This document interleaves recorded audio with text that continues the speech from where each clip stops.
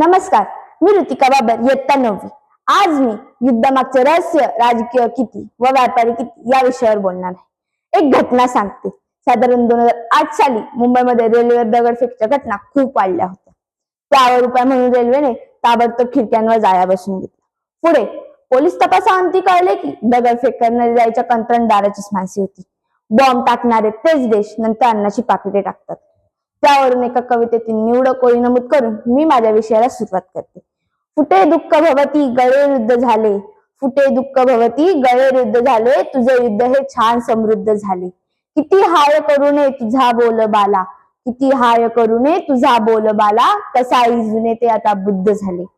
असं म्हणतात, धर्म हिंसा सांगत नाही, पण धर्माआडून हिंसा करता येते. तसेच राजकीय व व्यापारी कारण देऊन युद्ध पुकारता येत नाही.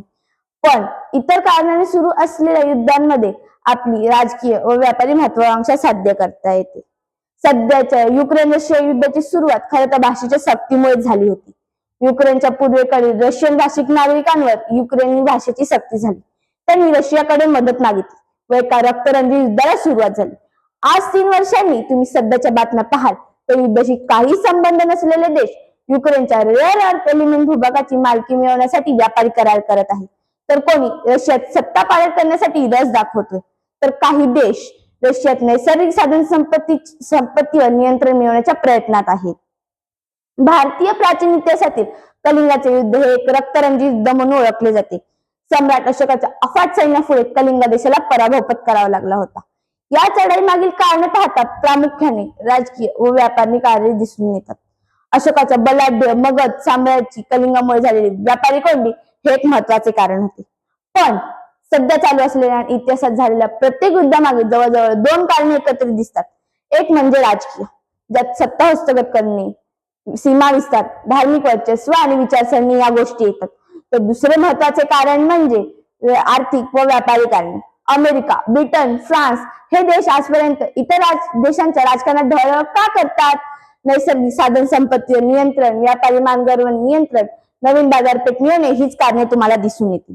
उदाहरणार्थ 2003 सालचे इराक युद्ध हे दहशतवादाविरुद्ध युद्ध होते. ही राजकीय घोषणा होती.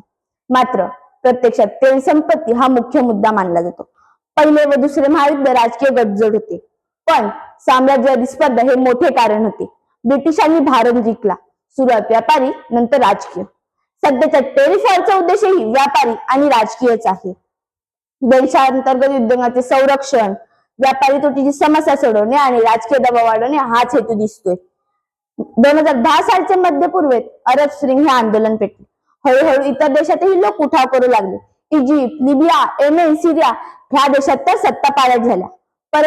परंतु याच प्रदेशातील संपन्न सौदी अरेबिया, UAE, कतार हे देश अरब स्प्रिंग पासून अलिप्त राहिले. याची मुख्य कारणे पाहता धर्मसत्ता एकत्रित असल्याने विरोधकांना आधार नव्हता. या प्रदेशांकडे प्रचंड तेल संपत्ती असल्यामुळे अमेरिका व पाश्चिमात्य देशांना पाठिंबा देत असत. यामुळे त्यांच्यावर बाहेरून कोणताही दबाव आला नव्हता. अमेरिकेची आर्थिक बाजू शाबूत आहे ती याच कारणामुळे. पहिल्या महायुद्धापासून आतापर्यंतचे एकही युद्ध त्यांच्या भूमीवर लढले गेले, पण त्यांनी या युद्धांसाठी शस्त्रे आणि पैसाही पुरवला. मानवी इतिहासातील अंदाजे 5,500 वर्षातील 14,500 युद्ध लढली गेली आहेत. उदाहरणार्थ प्राचीन युद्धे, मध्ययुगीन युद्धे, पहिले महायुद्ध, दुसरे महायुद्ध आणि आधुनिक युद्धे इत्यादी. या युद्धांमुळे फायदा मात्र मोठ्या शक्तींना जसे अमेरिका, सोव्हिएत संघ, नंतर चीन, तर लहान देश, गरीब जनता आणि वसाहतीचे लोक नेहमीच बळी ठरले. असो, युद्ध सकता रम्य असं म्हणतात, पण या युद्धाला नेहमीच एक प्राक्तन असते, ज्यात सत्ताधीशाच्या डावपेचांची, व्यापाऱ्यांच्या लोभांची आणि धार्मिक राजकीय बहाण्यांची लपवलेली पार्श्वभूमी असते. शेवटी 2च ओळी. रहस्य युद्धाचे दिसते स्पष्ट, राजकीय डावात मिसळलेले व्यापारी हात गुप्त, राजकीय डावात मिसळलेले व्यापारी हात गुप्त. धन्यवाद.